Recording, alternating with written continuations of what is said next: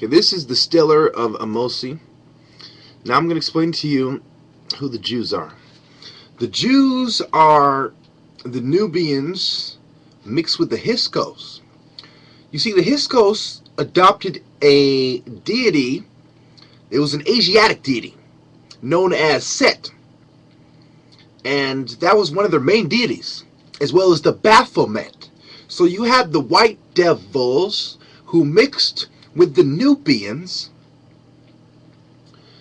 or the southern Egyptians, or the upper Wassetans, depending on how you look at it.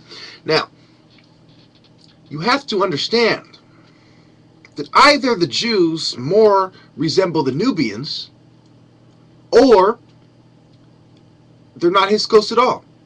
Either they're Nubians, or the Nubians mixed with Hyksos. Let me explain why. After Kamosi started fighting with the Hyksos to expel them, and the battle was taken on by Amosi the First. Remember, this is the 18th dynasty. He founds the 18th dynasty. You know, Hatshepsut and Akhenaten, etc. So, you have Amosi, whose name means the moon is born. And you can look at that on Tour Egypt. In my notes for this video, they're all from Tour Egypt. And it says, you know what I'm saying, that his name means, you know, so it's double checked. The moon is born. Because last video I had to edit it because I slipped and said the 25th dynasty when I was really talking about when Nubia started splitting from Egypt, which is right around the time, within 100 years or so of the time that Moses had the Exodus. And a lot of Nubians were slaves in Egypt. So the Nubian slaves mixed with the Hyksos slaves who were, some of them went to Palestine after they lost, and some of them were assimilated as slaves. And they mixed with the Nubian slaves, and the Jews are Nubian mixed with Hyksos, and that's why you have black Jews to this day, and you also have some whiter looking Jews. But anyway,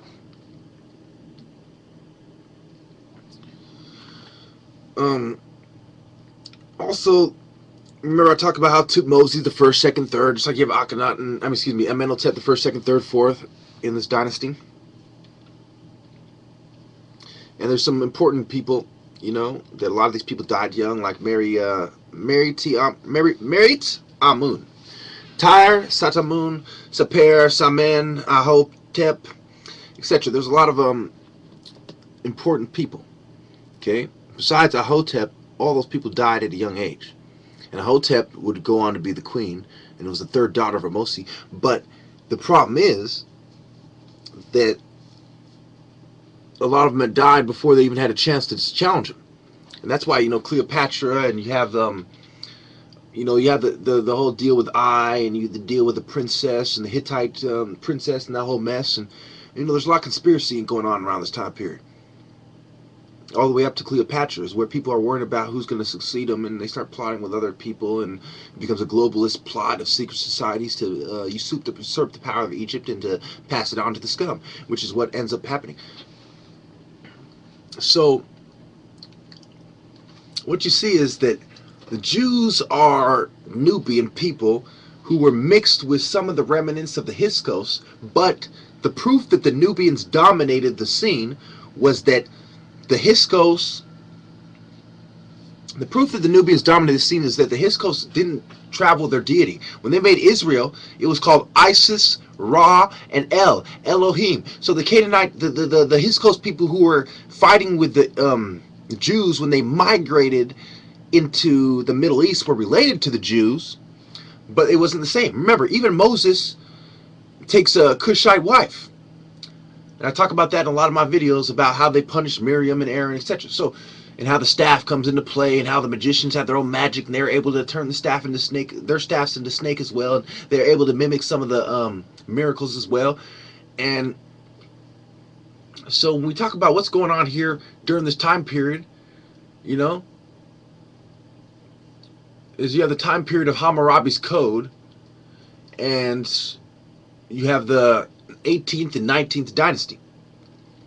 So remember, the 25th dynasty ties into this, because if it wasn't for the 25th dynasty, there wouldn't be no prophets of Israel, because the prophets of Israel came about, I'd say about 800 BCE, and the 25th dynasty takes place around that. It starts around like 1100 BCE with the struggle to put it in place. Then around 1000 BCE and around 980 BCE, etc., they really established the 25th dynasty. When Egypt's weak, they slide in and take power. That's when Pi, Kashta, Shabaka, Kashta, etc. I told you about all these different Nubian leaders, just like the original guys were Nubian. When I talk about Jer, and I talk about Waj, and Den, and Ajib, etc., and all the original leaders who were Nubians, like Semarkat, okay? Then you have Rahab, and then you have the other ones in the monarchs, okay? So remember, during the Ubaid dynasty in Sumeria, you have the Naqada periods of Egypt, and it's the second Naqada period, which you have the hieroglyphics starting to form, and around 3200 BCE, around then.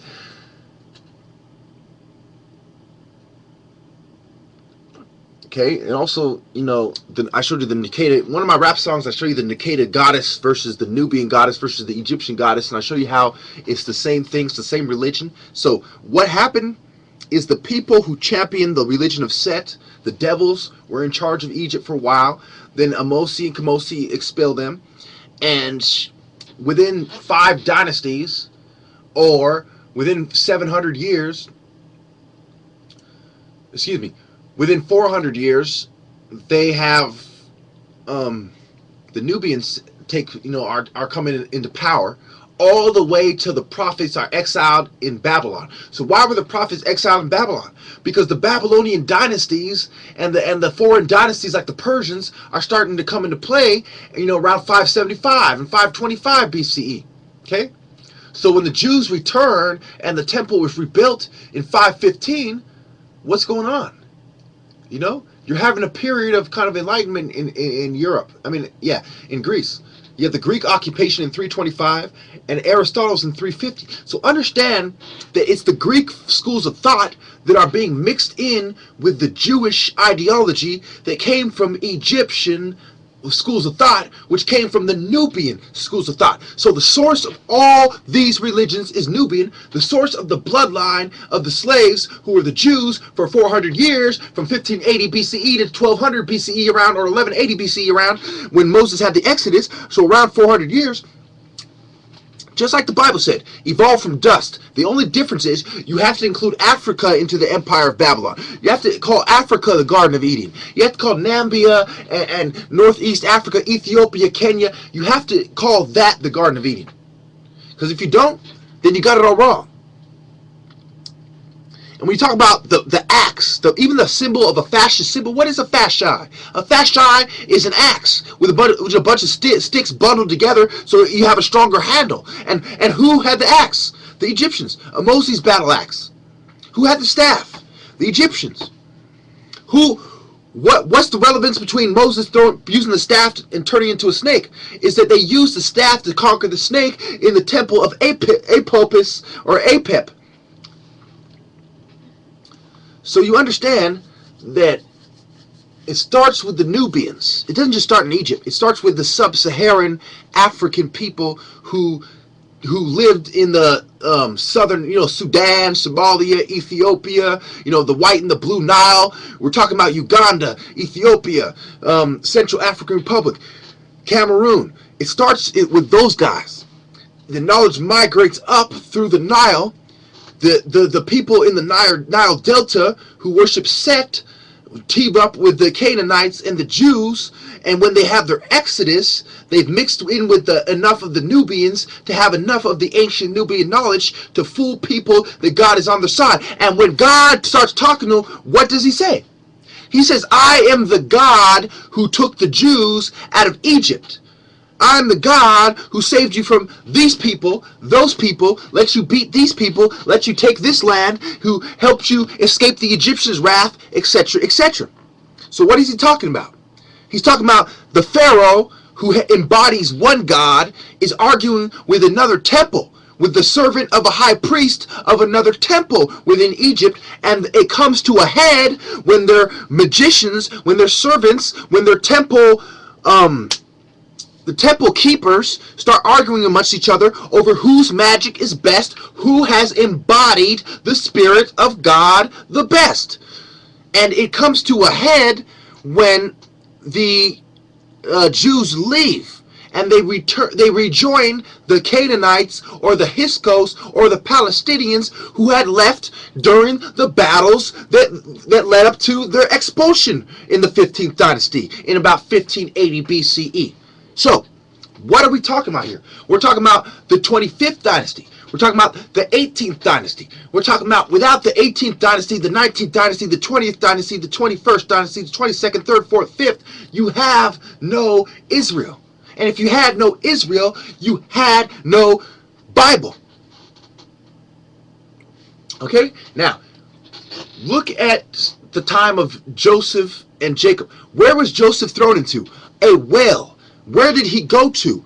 The Nile, the source of the water. He was put in a well. It was like a well in the middle of the desert. It doesn't compare to the Nile. He didn't know much. He was just a boy. He didn't know God. He goes to Egypt, the source of the water of life, the source of truth. He becomes a fucking prophet. He has dreams. He deciphers the dreams for Pharaoh. He doesn't give a shit about his coat anymore because now he's a prophet of God. And why was he a prophet of God? Because he went to Egypt. Now, when you look at the story of Jesus, it's the same thing. Why was he a prophet of God? Because of the epiphany, because of the revelation he had in Egypt. Why was Moses a prophet of God? Because he had killed an Egyptian, symbolizing conquering the Egyptians and taking the spiritual rewards of Egypt, which every nation sought out. That's why Alexander the Great laid in a fucking sarcophagus for 3 days and 3 nights, because he said these Egyptians are onto something. They know everything. This is the source, not Babylon. He didn't lay us in a sarcophagus in Babylon. He died in Babylon because he knew. Because he knew that a bunch of nomadic, illiterate scumbags who were wandering around during the Uruk period of the Middle East in Sumer and Babylon didn't know a fucking thing. That the Talyf culture and the Ubaid culture didn't know a fucking thing. That what inspired Babylon to become an empire.